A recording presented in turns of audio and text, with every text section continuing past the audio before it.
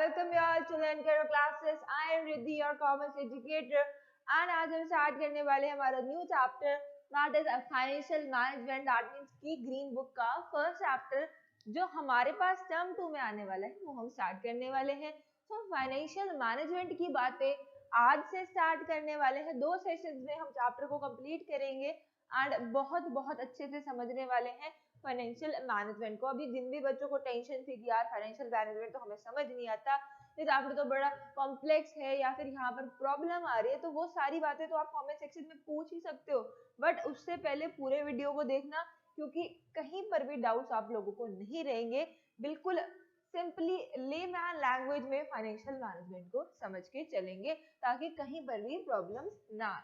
ठीक है जी. So financial management की अगर हम बात करें तो सिंपली मैनेजमेंट तो देखो हमने ब्लू बुक पूरी मैनेजमेंट से भरी हुई है, वो पूरी पढ़ चुके हैं हम. तो मैनेजमेंट यहाँ पर बात की जा रही है फाइनेंशियल मैनेजमेंट की.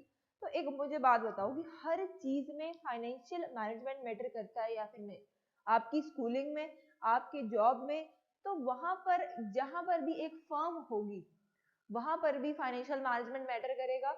जो भी फाइनेंस का मैनेजमेंट है उसको हमें पढ़ना है.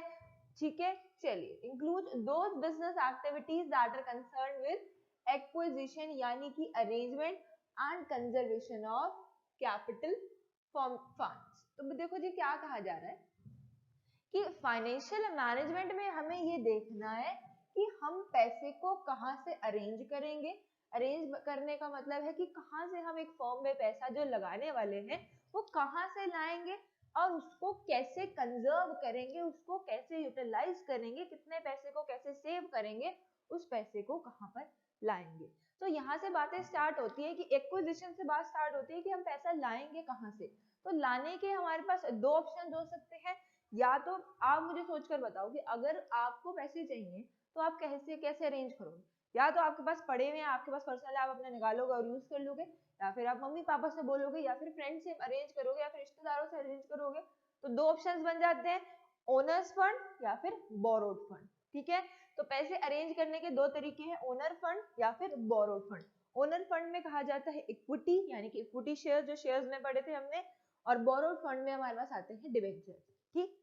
अभी अगर मुझे पैसा चाहिए, पहले मैं पैसे को अरेंज करूंगी, उसके बाद उसी पैसे को यूटिलाइज करूंगी कि अब मुझे ये जो पैसा आया है कहाँ पर ज्यादा इन्वेस्ट करूं कि मुझे बेनिफिट अच्छा मिले.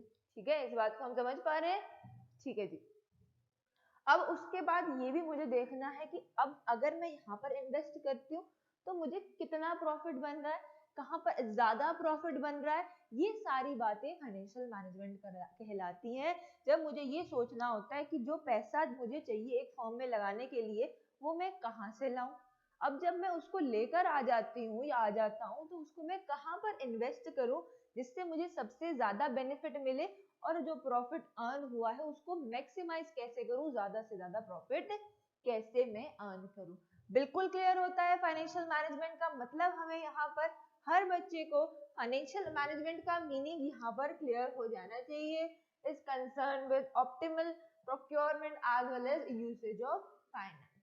तो कैसे हमें पैसा अरेंज करना और उसे कैसे यूज करना है, दैट इज फाइनेंशियल मैनेजमेंट. ठीक. चलिए, let's come to the objectives. की ऑब्जेक्टिव्स क्या होते हैं फाइनेंशियल मैनेजमेंट के, कि ये फाइनेंशियल मैनेजमेंट करने के मुझे क्या जरूरत है. सबसे पहली बात, मुझे प्रॉफिट मैक्सिमम करना है. अगर मैं बिना प्लान करे पैसे को यूज कर लूंगी ना तो प्रॉफिट मैक्सिमम नहीं हो पाएगा कभी. तो यहाँ पर मुझे सोच के चलना पड़ेगा कि अगर मुझे अपना प्रॉफिट को सबसे ज्यादा मैक्सिमाइज करना है, मुझे इस पैसे को at to its max use लाना है, मतलब कि जो इसका बेस्टेस्ट यूज हो सकता है ना वो मुझे करना है. इसीलिए पूरी फाइनेंशियल मैनेजमेंट की जाती है. दैट मीन्स कि वही टोटल प्लानिंग, वही टोटल अरेंजमेंट्स, वही टोटल स्टाफिंग मैं उस पैसे की करूंगी, तभी मुझे प्रॉफिट में मैक्सिमम अचीव होगा. ठीक है जी. चलिए ध्यान से सुनते हैं. This was the primary objective of firms which are concerned with the increasing earning per share of the company. It is also the traditional objective of the financial management that focuses on the fact that all the financial efforts should be made to increase overall profit of the company. ठीक. चलिए, wealth maximisation. अभी मुझे इस चीज का भी ध्यान रखना है कि मैं अपनी वेल्थ को भी मैक्सिमाइज कर पाऊं. Mainly aims to maximise a share holders wealth. तो शेयर होल्डर्स वेल्थ का क्या मतलब है यहाँ पर? अब देखो, जो भी लोग शेयर्स खरीदते हैं ना कंपनी के, उनको क्या बोलते हैं? Share holders. तो एक कंपनी का सबसे पहला मोटिव बन जाता है कि जो ये शेयर होल्डर मेरी कंपनी में पैसा लगा रहे हैं ना, इनके पास वेल्थ जानी चाहिए, इनके पास डिविडेंड जाना चाहिए, तभी ये भी अमीर होंगे और तभी इनकी भी वेल्थ बढ़ेगी। तो कंपनी का ये भी एक मोटिव है, इसीलिए फाइनेंशियल मैनेजमेंट किया जाता है कि शेयर होल्डर्स को भी हमें अमीर करना है, क्योंकि उन्होंने हमारे अंदर इन्वेस्ट किया है, हमारे शेयर्स खरीदे हैं। अब यहाँ पर ये कंपनी की ड्यूटी बन जाती है कि उनको अच्छा डिविडेंड दो, उनकी वेल्थ को बढ़ाओ। ठीक, क्लियर है ये बात हमें? चलिए, the goal of financial management in this is to optimize the current value of company's equity share. The market price of the shares of company are highly influenced by the financial decision of company. Her decision को बहुत बहुत सोच के लेना पड़ेगा। क्यों? क्योंकि छोटे से छोटा डिसीजन अफेक्ट कर देगा किसको? कंपनी के शेयर प्राइस को, और शेयर प्राइस अफेक्ट हुआ, शेयर होल्डर्स की वेल्थ अफेक्ट हो जाएगी।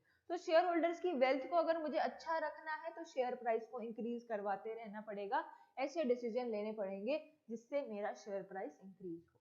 ठीक है जी। और भी ऑब्जेक्टिव्स हो सकते हैं, वो क्या क्या है? There can be other objectives such as optimum utilisation of financial resources, choosing most appropriate source, ensuring easy availability of fund at reasonable cost।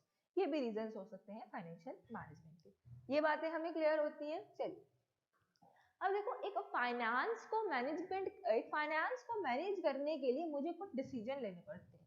Most important बातें स्टार्ट करने वाले चैप्टर की।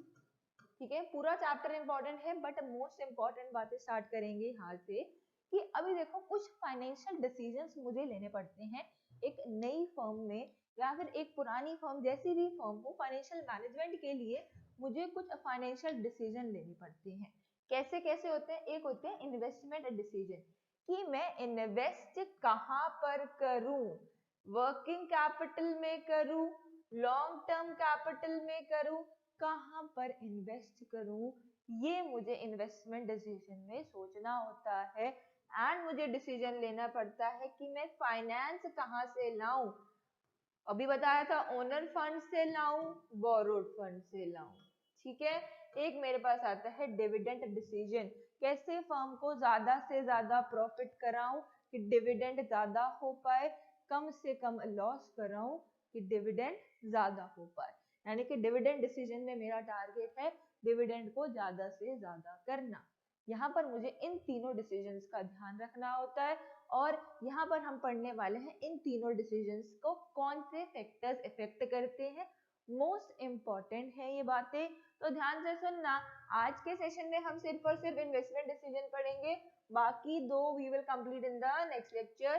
तो स्टार्ट करते हैं विद द इन्वेस्टमेंट डिसीजन। तो देखो, investment decision में क्या होता है? Investment decision, resources are scarce and can be put to alternate use. तो रिसोर्सेज देखो, कभी भी इतने ज्यादा रिसोर्सेज मेरे पास नहीं हो सकते कि मैं हर चीज में पैसा लगा दूं, वर्किंग कैपिटल में भी लगा दूं, लॉन्ग टर्म भी लगा दूं, मतलब मशीनरी भी खरीद लूं और मशीनरी लेबर भी नई की नई लगाते जाऊं, ऐसा कभी भी नहीं हो पाएगा। तो मुझे डिसीजन लेना पड़ेगा, एक चॉइस बनानी पड़ेगी, या तो मैं इधर इन्वेस्ट करने वाला हूँ या फिर मैं इधर इन्वेस्ट करने वाली हूँ। ये सारे डिसीजन मुझे लेने पड़ेंगे। ठीक है, चलिए, a firm must choose where to invest so as to earn the highest possible profit। जहां से मेरी फर्म को ज्यादा प्रॉफिट मिलेगा, मैं वहां पे इन्वेस्ट करूंगी। Investment decisions relate to decisions about how the firms funds are invested in different assets, that is a different investment proposal. तो यहाँ पर वही बात की जा रही है कि अगर मुझे एसेट्स में इन्वेस्ट करना है तो मैं इधर इन्वेस्ट नहीं कर सकती। तो इस बात का डिसीजन मुझे लेना होता है इन इन्वेस्टमेंट डिसीजन। तो इन्वेस्टमेंट डिसीजन देखो, सिर्फ और सिर्फ तीन फैक्टर्स हमें पढ़ने हैं इन्वेस्टमेंट डिसीजन की। इन्वेस्टमेंट डिसीजन को कैपिटल बजटिंग डिसीजन भी कहा जाता है। तो अगर क्वेश्चन एग्जाम में ये आ जाता है कि explain the factors affecting capital budgeting decision, तो यही फैक्टर्स लिखकर आने हैं। ठीक है, चलिए, तो फर्स्ट फैक्टर इज, तो क्या क्या चीजें अफेक्ट करती हैं एक इन्वेस्टमेंट डिसीजन को। तो फर्स्ट हमारे पास आता है cash flow of the project. तो एक कैश फ्लो कितना ज्यादा बना हुआ है, बहुत ज्यादा एक्सट्रीमली अफेक्ट करता है किसको? इन्वेस्टमेंट डिसीजन को। अब मैम कैश फ्लो का क्या मतलब है? अभी देखो, दो ऑप्शन है। पहला ऑप्शन, कि पूरे 3 साल तक कैश फ्लो चलता रहेगा, यानी कि cash will come in and cash will go out, ठीक है। या फिर दूसरा ऑप्शन हमारे पास ये है कि कैश जो है 4 साल बाद निकल कर आएगा, यानी कि 4 साल बाद हमें रिसीव होगा। दो ऑप्शन है, तो कैश फ्लो कहाँ पर ज्यादा है, पहले वाले ऑप्शन में, तो यहाँ पर यही फैक्टर बहुत मैटर करेगा कि हम इस चीज का ध्यान रखें कि कितना ज्यादा कैश फ्लो एक प्रोजेक्ट में है, वो प्रोजेक्ट ही बेटर प्रोजेक्ट कहलाएगा, ठीक है ना। अभी देखो क्या होता है, कभी कभी बहुत अच्छा रिस्पॉन्स आ रहा होता है उस वाले प्रोजेक्ट में जिसमें 4 साल बाद पैसा मिलना होता है, तो यहाँ पर बहुत वाइड डिसीजन लेना पड़ता है और बहुत ही मुश्किल डिसीजन हो जाता है ऐसी कंडीशन में। The series of cash receipts and payments over the life of an investment proposal should be considered and analyzed for selecting the best proposal. तो यहाँ पर कहा जाता है कि एक बेस्ट प्रपोजल वही कहलाएगा जिसमें कैश फ्लो ज्यादा रहेगा, ठीक है। दूसरा हम देखते हैं कि rate of return. Investment decision में हमें एक बात को बहुत सोच के चलना है कि कौन से डिसीजन में हमें ज्यादा रेट ऑफ रिटर्न मिल रहा है। मान लो कि एक ऑप्शन में मुझे मिल रहा है 15% रेट ऑफ रिटर्न, दूसरे ऑप्शन में मुझे मिल रहा है 20% रेट ऑफ रिटर्न, तो मैं कौन सा ऑप्ट करूंगी, बिल्कुल 20 ऑप्ट करूंगी ऑप्ट, बिल्कुल सी सिंपल सी बात है ये। तो रेट ऑफ रिटर्न का मुझे याद रखना है कि अगर मेरी इन्वेस्टमेंट जो मैं लगा रही हूँ जिसपे मुझे ज्यादा अच्छा रेट ऑफ रिटर्न मिलेगा, ROI जहां पर मुझे ज्यादा अच्छा मिलेगा, that will be the better decision for me. Last is investment criteria involve. मुझे इन बातों का भी ध्यान रखना पड़ेगा कि इन्वेस्टमेंट क्राइटेरिया कैसा अडॉप्ट किया जा रहा है। Proposals are evaluated on the basis of capital budgeting techniques. These involve calculation regarding investment amount, interest rate, cash flows, rate of return. तो कौन से क्राइटेरिया के थ्रू इन्वेस्टमेंट हो रही है, इस चीज का भी बहुत ज्यादा वाइटल रोल होगा इन द इन्वेस्टमेंट डिसीजन, ठीक है। तो यहाँ पर मुझे ये डिसीजन लेना है कि मैं शॉर्ट टर्म इन्वेस्टमेंट करूं या फिर लॉन्ग टर्म इन्वेस्टमेंट करूं on the basis of these factors, ठीक है। अगर लॉन्ग टर्म की बात करो तो बड़ी बड़ी मशीनरीज खरीदना will be covered in the long term investment, और इन्वेंटरीज नहीं लाना, लेबर को रखना will be covered in the short term investment. I hope इतनी बातें इस चैप्टर की हर बच्चे को यहाँ पर क्लियर हो जाती हैं, इतनी तैयारी हमारी हो जानी चाहिए। बाकी other part we are going to complete in the best way, बहुत बहुत अच्छे से हम कंप्लीट करेंगे पूरे चैप्टर को। इतना क्लियर हुआ या नहीं कमेंट सेक्शन में मुझे बता देना, एंड कोई भी प्रॉब्लम है रिगार्डिंग दिस टॉपिक तो आप कमेंट सेक्शन में मुझे पूछ सकते हो। आज का सेशन एंड होता है यहाँ पर, एंड मोस्ट इम्पोर्टेंटली लर्न करो प्रीमियम सब्सक्रिप्शन में आप सभी को मिलती है live classes from anywhere in any time, and आप सभी को प्रोवाइड किए जाते हैं PDF फॉर्मेट में नोट्स, एंड आपके लिए किए जाते हैं लाइव टेस्ट और mock test, assignments and many many more things. तो लर्न करो ऐप आप सभी डाउनलोड कर सकते हैं for the premium subscription and दुनिया के बेस्ट नोट्स। टेलीग्राम ग्रुप भी आप सभी ज्वाइन कर सकते हैं फॉर मोर अपडेट्स। आज की बातें एंड होती है यहाँ पर, and I will meet you in the next lecture with next important